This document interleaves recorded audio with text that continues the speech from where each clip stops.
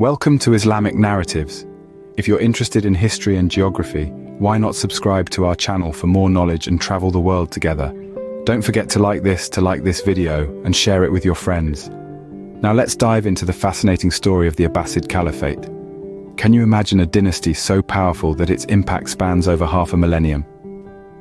This brings us to the fascinating world of the Abbasid Caliphate. This vast is the creation of the descendants of Abbasid bin Abdul Muttalib, an uncle of the Prophet Muhammad. It serves as a critical turning point in the political landscape of the Islamic world.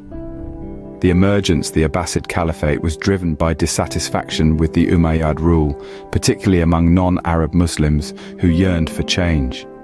In Abu al-Abbas, they found a leader, a man to rally for a new perspective on governance.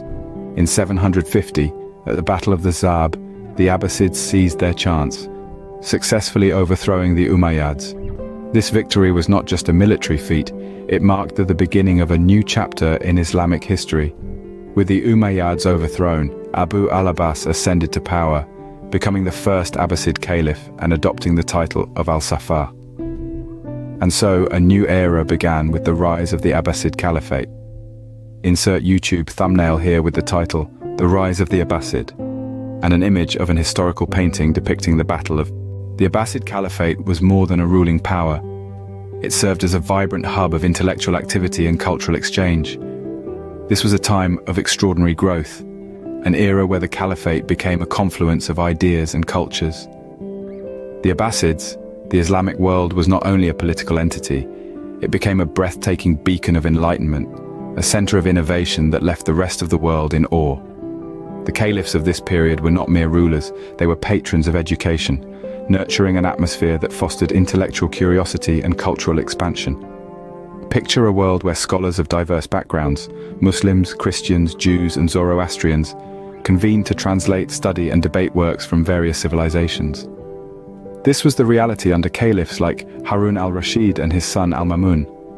They propelled scholars to translate Greek and Persian treatises into Arabic, creating a reservoir of knowledge that would have otherwise evaporated into oblivion. These translations laid the cornerstone of an intellectual revolution, igniting advancements across different fields. However, the intellectual pursuits were not confined to the sciences. Literature and art too saw unprecedented growth during this period. Poetry, prose, and philosophical dialogues became the heartbeat of the society, mirroring the spirit of the times. The art was an embodiment of the multicultural essence of the Caliphate, with evident Persian, Indian, and Greek influences. The crowning achievement of this era was the establishment of celebrated centers of learning. The most renowned among these was the House of Wisdom in Baghdad. This was not merely a library, it was a dynamic intellectual community, a haven where scholars congregated to learn, debate, and innovate. It was within these walls that many of the era's most brilliant minds produced their most inspired work, bequeathing a legacy that continues to inspire us today. In essence, the golden age of the Abbasid Caliphate was a shining beacon of knowledge and innovation, casting a luminous glow on the world with its intellectual brilliance. But even the brightest flames flicker. The Abbasid Caliphate was no exception. As the 9th century dawned, the Abbasid Caliphate began to experience a significant shift in power dynamics. The caliphs, once the absolute rulers, found their authority waning as regional governors, known as emirs, began to assert more autonomy. This decentralization of power was a major factor in the decline of the Abbasid Caliphate. This period also saw the rise of a powerful military elite, the Mamluks. Originating as Turkish slave soldiers, the Mamluks gradually gained prominence and influence within the Caliphate.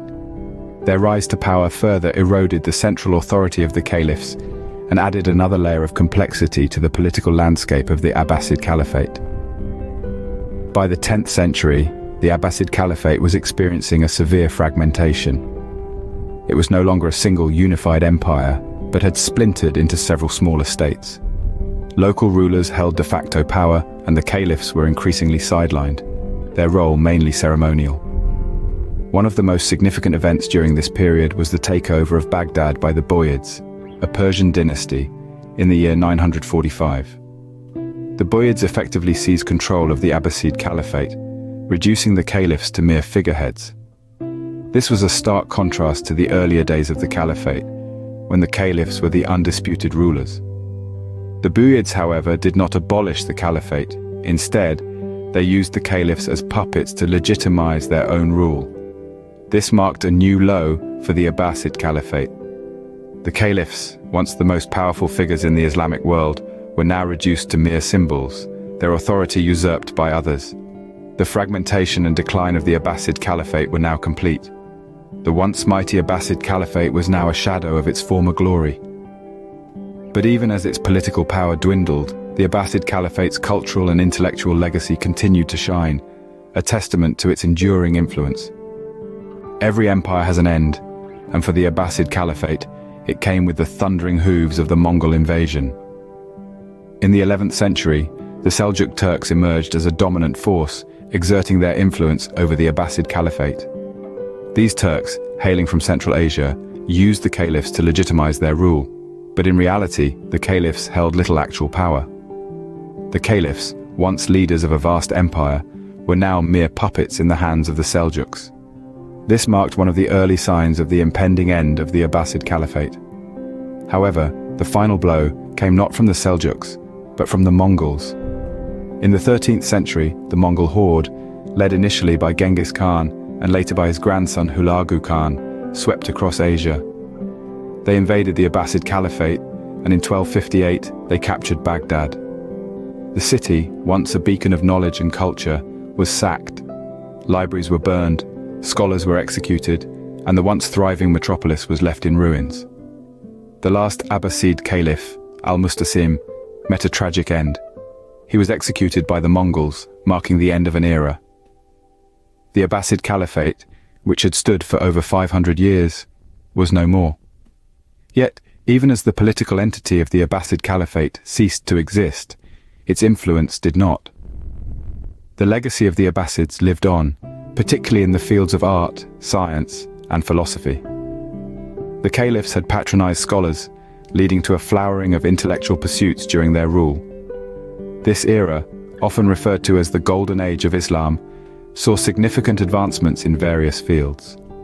From the construction of astronomical observatories to the translation of ancient Greek texts, the Abbasids left a profound impact on Islamic civilization. These contributions continued to influence subsequent Islamic societies and resonated far beyond the borders of the Caliphate.